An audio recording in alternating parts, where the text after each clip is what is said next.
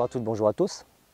Bienvenue sur ma chaîne et bienvenue devant cette vidéo qui est la première d'une série de 3 dédiée à la présentation des espaces naturels protégés et de leur réglementation. T'es déjà tout crade. T'es déjà tout crade. T'as vu comme t'es crade? Allez file, à jouer. Pour vous parler de ces espaces, j'ai fait appel à un professionnel, en l'occurrence un garde de réserve naturelle nationale, la réserve naturelle nationale du Tanay-Gazon du Fin. C'était un projet qui me tenait à cœur. Pour le réaliser, je l'ai fait sous forme d'entretien avec Cyril, le garde de la réserve naturelle nationale du Tanay-Gazon du Fin. Et puis pour que ce soit moins lourd à ingérer au niveau information, parce qu'il nous explique beaucoup de choses, Cyril, c'est un spécialiste mais c'est aussi un passionné, j'ai divisé ce reportage en 3 épisodes. Alors quelques petites précisions, pour une fois ces vidéos je vais vous demander de les partager massivement sur les réseaux sociaux et puis aussi par le bouche à oreille, c'est des choses que je ne demande jamais, je ne cherche pas à promouvoir ma chaîne, mais là j'ai envie de promouvoir le travail du garde, le travail des gestionnaires d'espaces naturels protégés. Donc likez et partagez ces 3 vidéos s'il vous plaît, si vous les aimez bien sûr, je pense que ça a son utilité. D'autre part, comme Cyril est un professionnel avec beaucoup de choses à faire sur sa réserve, pour ne pas accaparer son temps, j'ai tout filmé en un seul après-midi avec lui, un après-midi qu'il m'a consacré. Je le remercie encore. Ce qui va expliquer quelques petits problèmes de prise de son et de cadrage. Ça, c'est relatif au fait que de temps en temps, j'ai dû déplacer le trépied ou stopper la vidéo pour laisser passer des promeneurs. Après vous avoir apporté ces précisions, je vous souhaite une excellente première vidéo qui traite de la présentation générale des espaces naturels protégés et du métier de garde. Donc je me trouve actuellement devant la réserve du Tanay-Gazon du Fin avec Cyril qui va se présenter. Cyril, bonjour. Bonjour Cyril.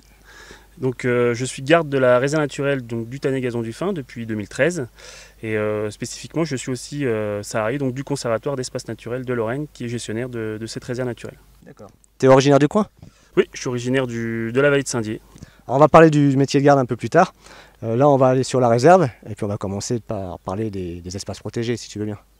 Pas de problème. Ok. Bon, alors on s'est déplacé un petit peu, alors on se trouve où ici Cyril? Alors là on se trouve sur la chaume du Gazon du Fin, juste au-dessus de l'auberge du Gazon du Fin, donc près de la route des Crêtes. Donc au cœur de la réserve naturelle nationale du Tanay-Gazon du Fin. Donc cette réserve naturelle, ce qu'elle a de spécifique, c'est que c'est une réserve naturelle nationale, donc c'est une réserve qui a été créée par un décret ministériel. Donc elle a 30 ans cette année, parce qu'elle a été créée le 28 janvier 1988. Et, donc son rôle c'est la conservation des espèces bien sûr remarquables sur le territoire de la réserve, mais aussi des espaces naturels. Donc on va retrouver des chaumes, des tourbières et donc aussi des forêts d'altitude. D'accord. Alors tu parles de sa date de création, 30 ans c'est 88 c'est ça? C'est ça. C'est quasiment concomitant avec la création du PNR des Ballons des Vosges qui est un peu plus vieux je crois. Alors le PNR des Ballons des Vosges c'est 89, c'est juste après. Ah, juste après, ouais, je croyais qu'il était plus ancien, d'accord. Alors, on a 5 réserves sur ce PNR, oui. Donc toi tu es le garde de cette réserve-là en particulier. Tu nous as parlé de son rôle, donc sa gestion, elle est faite par qui? Alors, la gestion de la réserve naturelle du Tanay-Gazon du Fin a été confiée au Conservatoire des sites lorrains, qui est devenu il y a quelques années le Conservatoire d'espaces naturels de Lorraine. Donc c'est une association qui est regroupée sous une fédération, la Fédération des conservatoires. Et le but des conservatoires, c'est aussi la gestion et la protection des espaces naturels remarquables. Il y a une enveloppe d'État qui est versée pour ça ou il faut se débrouiller avec les collectivités territoriales? Alors pour la gestion de la réserve naturelle, il y a une enveloppe de l'État qui va être versée aux gestionnaires pour tout ce qui est en fait budget de fonctionnement de la réserve. Ok. Alors moi j'ai pris mes petits papiers parce que j'ai mémoire le poisson rouge. Alors là on a parlé d'une réserve naturelle nationale ou réserve nationale naturelle, je confonds toujours. C'est réserve naturelle nationale. D'accord.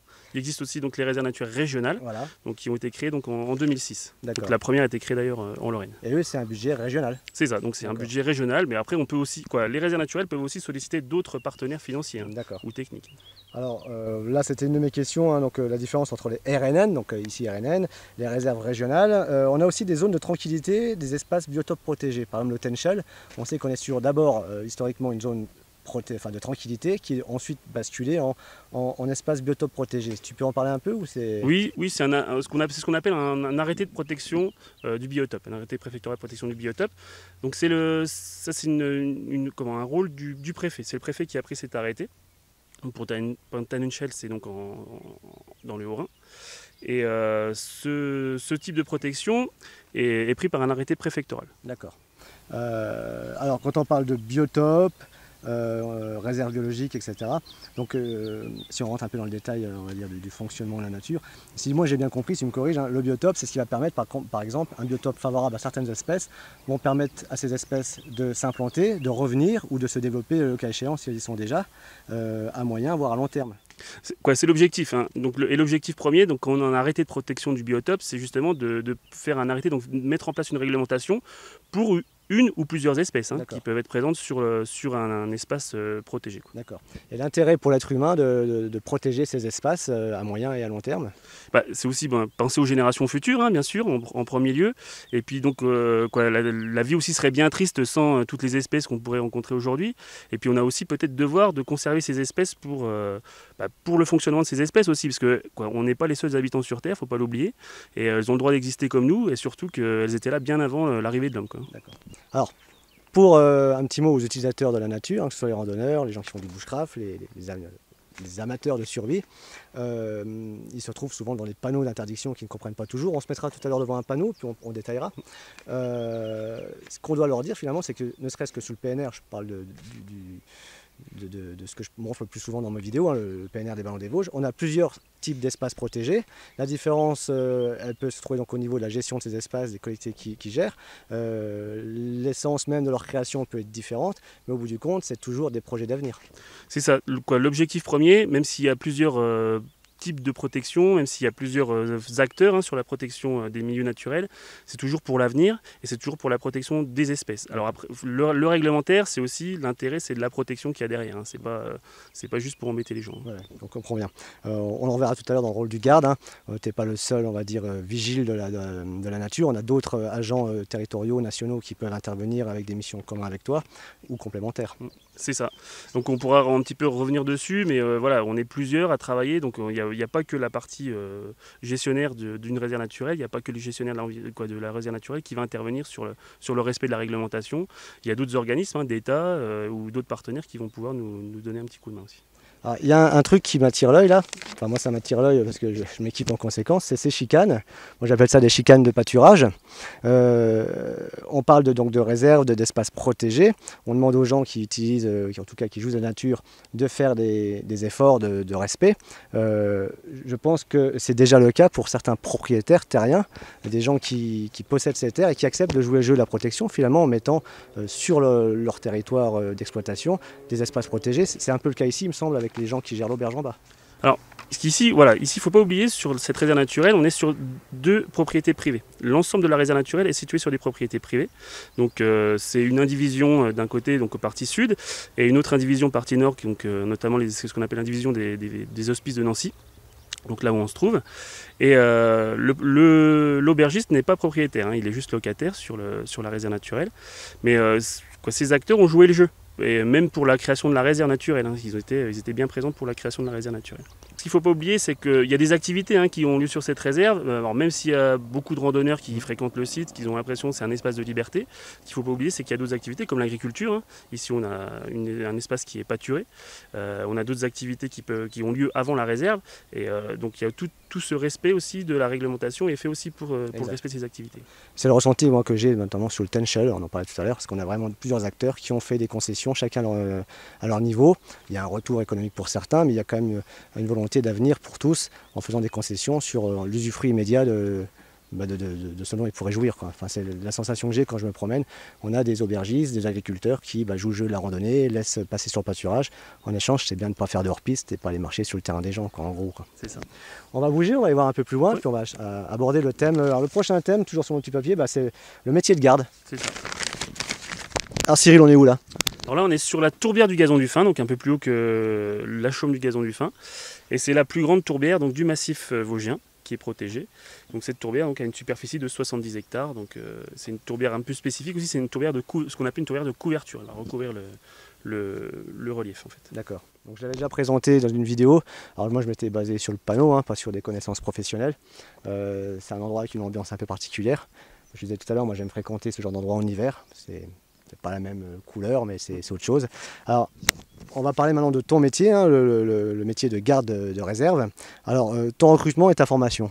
Alors, moi j'ai une formation au départ forestière, mais il existe maintenant des formations spécifiques pour justement devenir garde de réserve. C'est par exemple les études en gestion des milieux naturels de la faune, ou on peut après suivre sur un BTS, donc gestion de protection de la nature, voire des licences si on veut un petit peu se perfectionner. Donc ça c'est le niveau d'études qui est demandé généralement pour ce poste. D'accord. Après, il existe aussi des formations, une fois qu'on a ce poste, qu'on a la chance d'avoir ce poste, on va passer une formation, ce qu'on appelle une formation de commissionnement. Donc on va être commissionné normalement pour tout ce qui est réglementation, donc l'application des règles. Mais ça on le verra je pense tout à l'heure. Et après on est assermenté donc, par rapport à nos chefs de commissionnement. Alors moi je vois de temps en temps sur ta page Facebook que tu fais du ski, tout ça. Est-ce qu'il y a des conditions comme de physique, des épreuves physiques à passer, en tout cas un dossier médical, des caractéristiques physiques à avoir pour travailler ici? Alors après ça va dépendre aussi de chaque réserve, mais c'est sûr qu'ici voilà, c'est une réserve naturelle donc, qui se situe en montagne, donc il faut être assez quand même dynamique, rester quand même assez sportif au moins pour tout le long de l'année, que ce soit au niveau ski, au niveau randonnée, parce qu'après on peut avoir des températures un petit peu assez extrêmes, que ce soit en hiver ou en été. D'accord. Alors, on va parler de tes missions et tes moyens. Alors, je te laisse parler de tes missions générales, puis si tu ne l'évoques pas toi-même, je te poserai la question, parce que c'est aussi un petit peu mon dada. Et puis donc, les moyens, on verra par la suite. Alors quand on parle des moyens, c'est pas seulement les moyens financiers, mais tes moyens matériels, préventifs et répressifs. Alors, déjà mes missions. Donc je suis garde animateur, donc mes premières missions c'est déjà le respect de la réglementation, mais c'est aussi la sensibilisation, la pédagogie, donc que ce soit au niveau du grand public qui fréquente la réserve, mais aussi on va intervenir dans toutes les classes, donc que ce soit les classes en primaire, les lycées ou même les universités, pour sensibiliser justement les personnes à la protection, au respect de ces espaces naturels protégés. D'accord. Et ensuite, tu peux avoir un rôle de répression. Donc, tu vas croiser les gens. Tu vois quelqu'un qui ne... Attends, je vais parler dans le micro. Il faut l'habitude. Donc, tu vas croiser des personnes donc, qui aiment sans doute la nature, en tout cas qui pensent l'aimer, et qui ne seront pas en total respect, genre le chien pas attaché, ou genre ils sont en train de cueillir des trucs dedans. Tu vas te manifester comment?